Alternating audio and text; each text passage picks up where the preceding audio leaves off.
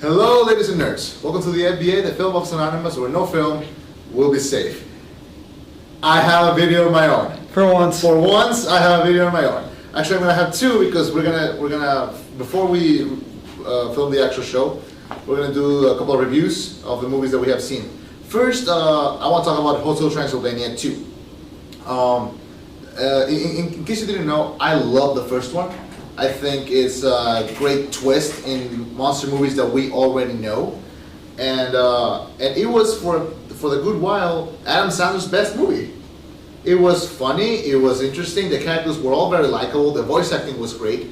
The chemistry between the voices was also very good.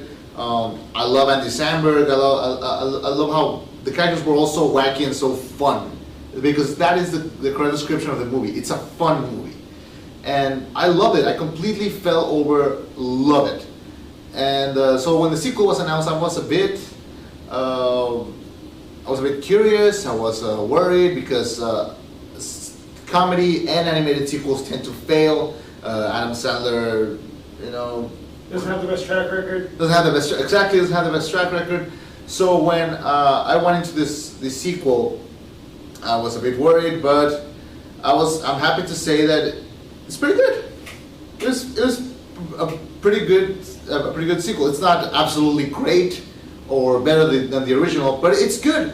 My criticism of the movie is that it had a lot of product placement, which I thought was extremely weird for an animated film. But then I remember the Sandler classic 8 Crazy Nights, which has a lot of product placement for an animated film. But this one, in CGI comedy, it has a lot. There's also a lot of references to Star Wars and Batman, but in itself, even the plot is not that original. But I will say that as a successor of Hotel Transylvania, it's pretty good. I mean, you can probably pop both of these movies back to back, and you will have a good laugh. I laughed a lot. They replaced CeeLo with Keegan-Michael Kay as the mummy, and I thought he did way better than CeeLo.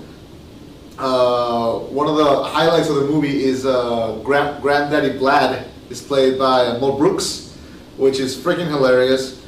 I thought the whole movie was pretty excellent, not better than the first one, but still, it's a kids movie, and I didn't realize that very soon because I like watching animated films, but then I always forget when I go and see them on the movie theater because I hear all the kids yelling and crying, and it's just annoying for everyone. So,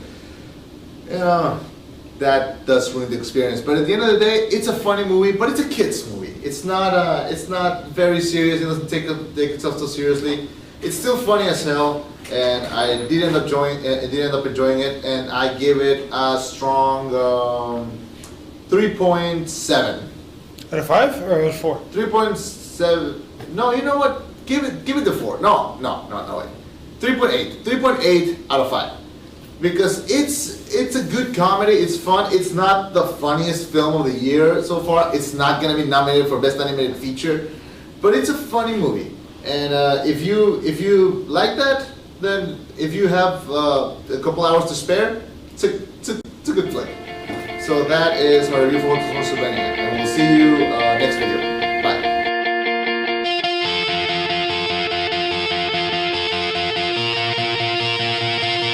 You suck! What? I'm giving you a hard time.